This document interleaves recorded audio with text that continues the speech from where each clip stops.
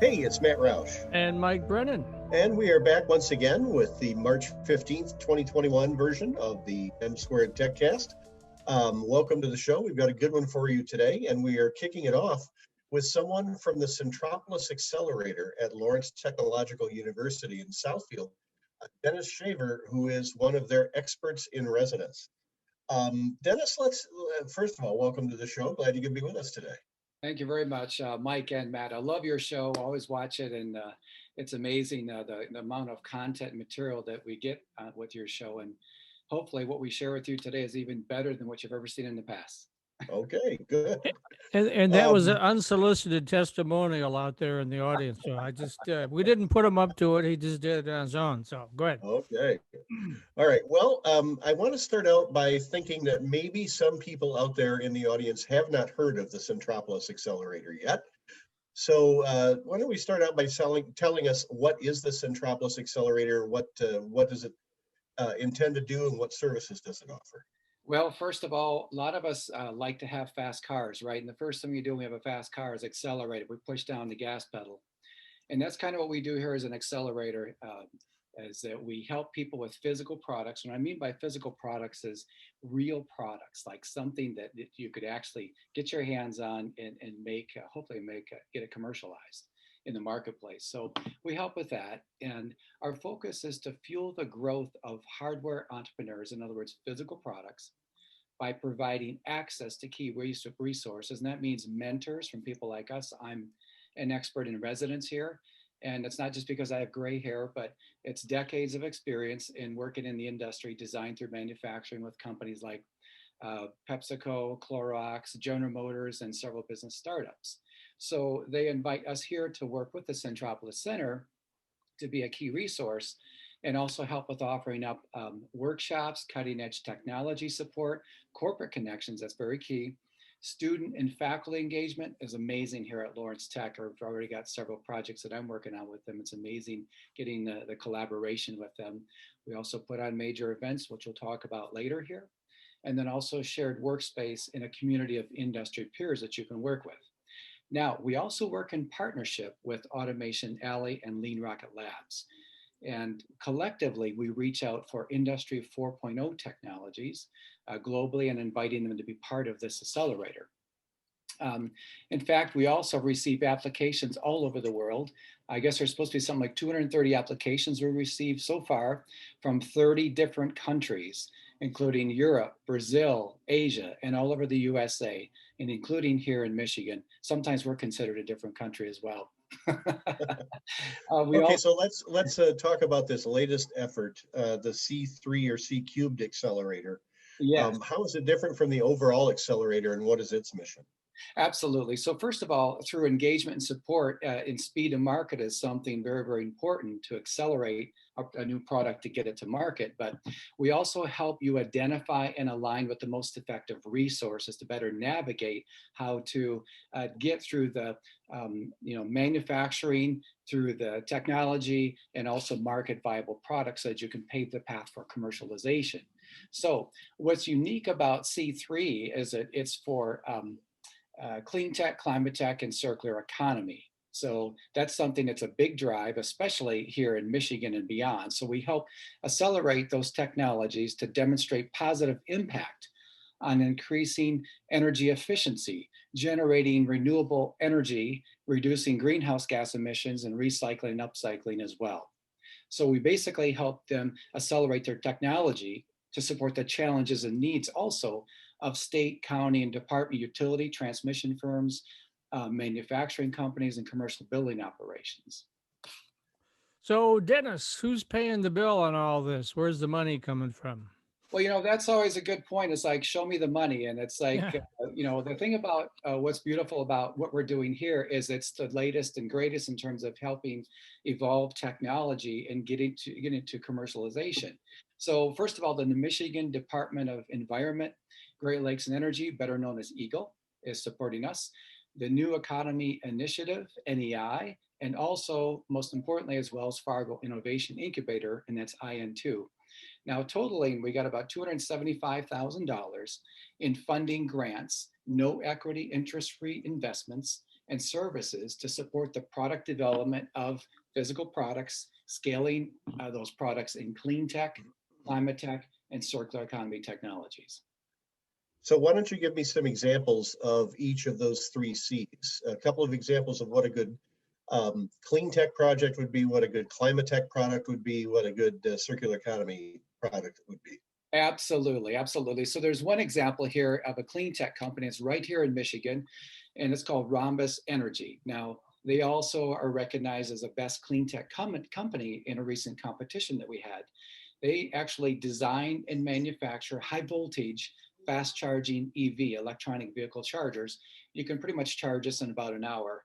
And I know it's not as fast as your Maserati, Matt, but you know, it's pretty. Bruce is supposed to know about that. You got to be quiet. So the other thing is that we talk about circular economy is that when you're looking at recycling or repurposing, can we help take, for example, spent grain from a brewery and be able to repurpose that grain? Now, back when I was a kid, lived in Mayville, Michigan, we had 110 cows, and we took that spent grain and fed it to our cattle. Well, there's better ways of utilizing that grain that you can actually turn into some other form of organic or recycled type of material and add it back to a value-added product for industry. Okay. So tell me a little bit about the criteria for becoming a client of the C3 Accelerator. What's required? First of all, what's required, and I want to share with you kind of what we do here as well. And we offer design through manufacturing support. Here's an example of what you would see in terms of design work. We not only do the design, but we also do value engineering, reverse engineering. This is not my face. This was a deformed face where we had it scanned and then provide it for the surgeon to be able to do implants for this as well. So we do 3D printing of parts to get it to as close as possible to something as close as possible to the real product, but it's still a prototype. And then also we do injection mold tool design for people. And this is a small tool here that can produce about 1 million parts, plastic parts. And then we also, of course, do smart devices for, clean tech, climate tech, and circular economy type of things here. So that just gives you an example of the capabilities. We also work with local manufacturers as well and service providers who offer these services. So we're making connections. So here's the thing. When people have a great idea for a clean tech, climate tech, or circular economy technology, they're all excited, they're ready to accelerate and get to the market as soon as possible. But even with my experience working with the big three and other companies and startups, is that as a CEO or a startup or founder, we don't always have the access to everything and everybody. That's the beauty of working here at the C3 incubator, is that we're connected with these resources, so we can help you connect with them and understand how to identify and align with the most effective resources, and then from there knowing how to navigate each step to get toward not only a market viable product, but most importantly how to commercialize it effectively. So you got everybody all lathered up. They want to figure out a way to get plugged into this. How do they do that? Well, first of all, the way that the criteria here is it has to be one of the three C's, and that's clean tech, climate tech, and circular economy. This, first of all, is open globally to growth stage startups. In other words, growth means that you've already planted the seed, you've already cultivated the land, and now you're expecting it to grow. Some people will come to us and all they have is an idea, and it's like an idea is an idea until you know how to take effective action on it. So we actually work with people at the growth stage. In other words, they have strong market potential with issued patents and or patent pending.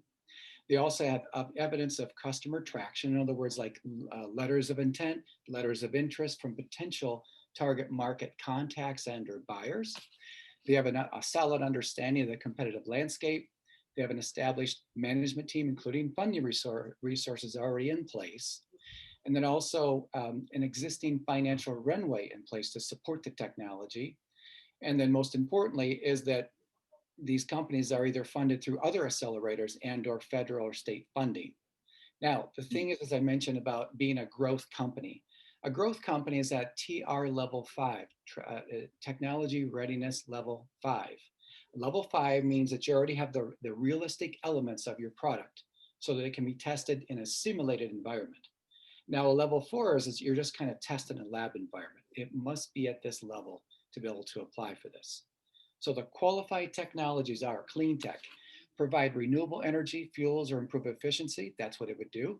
Support electrification, replacing direct fossil fuel, propane, heating, gasoline, and then also organic or natural materials that displace non-sustainable materials in the product or processes.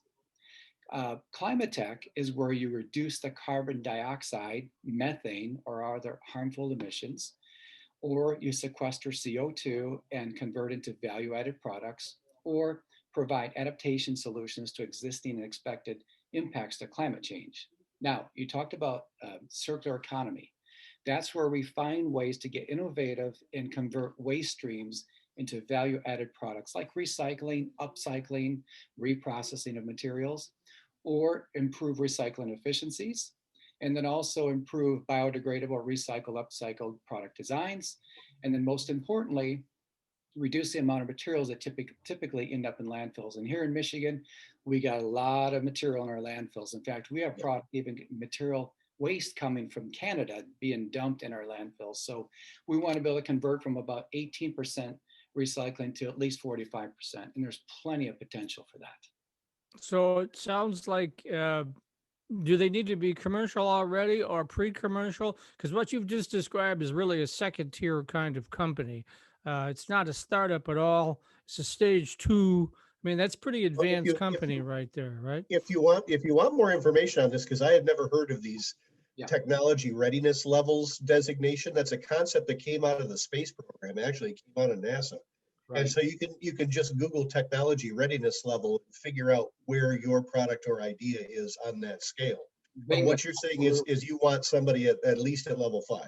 Right? Yes, and yeah, exactly right. You can see that online. Okay. That, and also please note that we're also focusing on helping underrepresented groups like women-owned business and minority-owned businesses, and there's plenty of potential there. So don't be shy here. Reach out, connect, check us out online, and then also the deadline to apply for this is May 31st. So to find out more about that, get on centrepolisaccelerator.com/program. Traditional four-year students love Lawrence Technological University's thriving campus life, but LTU has always met non-traditional students' needs too. Lawrence Tech offers over 100 degree and certificate programs that can get adult students started or back on track. And most of our classes are conveniently offered evenings at our beautiful Southfield campus or online, so you can balance your social, family, and work life even while you power up your career. Lawrence Tech, where Blue Devils dare.